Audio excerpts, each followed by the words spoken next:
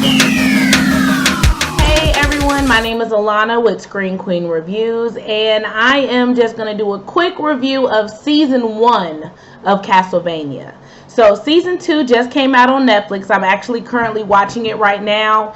I actually watched them both in bulk together over again. I originally watched Season 1 probably about a year or so ago, but it was so short that I wasn't really paying attention to it because I just knew I would watch it again. So now I've watched it again and I actually enjoyed it. I cannot wait to see what happens in Season 2.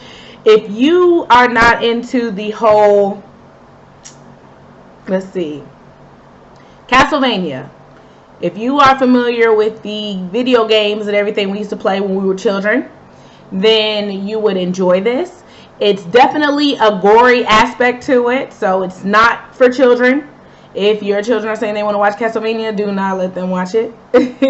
But it was actually a pretty good storyline starting off, but we only got a small bit of the initial storyline. It did go straight into the juice though, so it got you started immediately into what this is going to be about, what is going to happen, and we find our team built at the end of the season, which is only 4 episodes, by the way. And yeah, so you can just watch it in a breath. Wait, hold on, to say that again, it is 4 episodes, 30-minute long segments. All right, quick. You can watch that on a quick Saturday morning, Sunday if you're feeling frisky, okay? Because again, this is definitely something going into that whole demon territory and all of that in Catholics and the Christian church and all those things. So, just to give you the gist of what has happened. Castlevania. We have a woman who she believes in science. So this is cast back in like I couldn't even really tell you the time period. I have to say like the 1800s or something, because it's really around that time where it was like villages and things, the 1800s or whatever time, kings and queens and villages and stuff. Okay, y'all, I'm not a history teacher. So she is developing science, and she has heard that she should go to this man who lives alone outside of the village, who everyone is scared of, and tells him that she wants him to teach her the things that he knows. Turns out he's a vampire. So of course he knows things that are beyond our beliefs and the things that we know, because he's not a human. So he agrees to teach her because she's very determined and very strong-minded, and he actually ends up falling in love with her. So we know that they've been married, and then because she's been using the things that she's learned to help heal people and help the world, and of course when new things happen, people get scared. So you have the Catholic Church, who they have accused her of being a witch. And we know what they used to do to witches back then. So lo and behold, here you go. You got something that happens.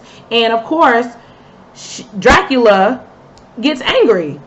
So he appears before these Catholic men who are responsible for killing his wife, and tells them that in 1 year, I will come back and I will kill every single last one of you. And he means it.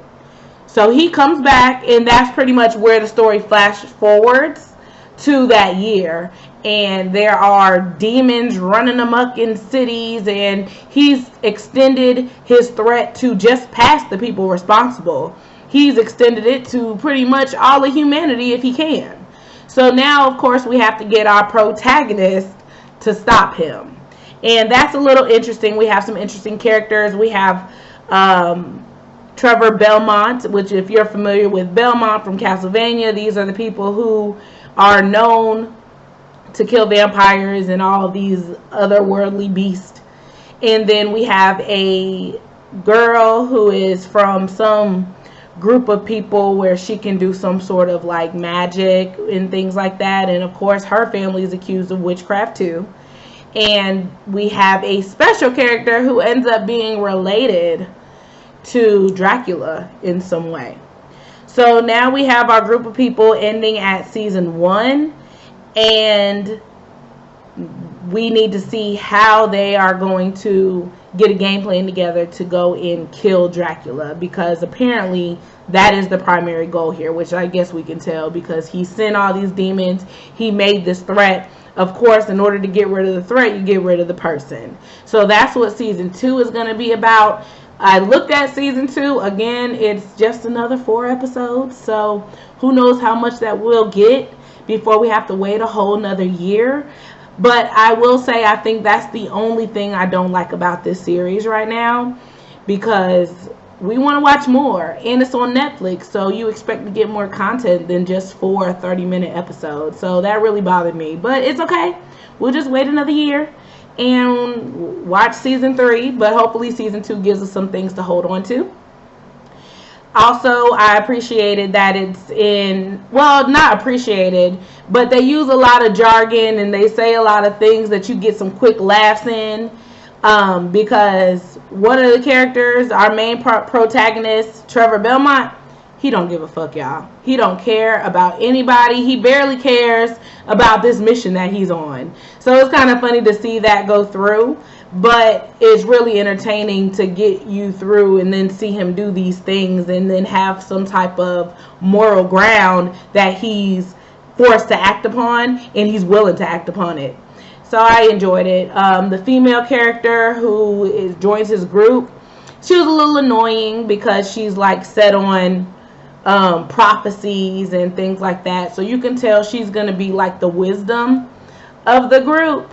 So I'm interested to see how they get along, because they got together almost like right at the end of season 1. So we get to see the dynamic of their group more so in season 2. So I'm excited to see that. If you have any suggestions, want to have a conversation or anything about Castlevania, here I am, ScreenQueen Reviews. Definitely leave a comment below. I hope you guys enjoy it, and thanks for watching my review. Bye.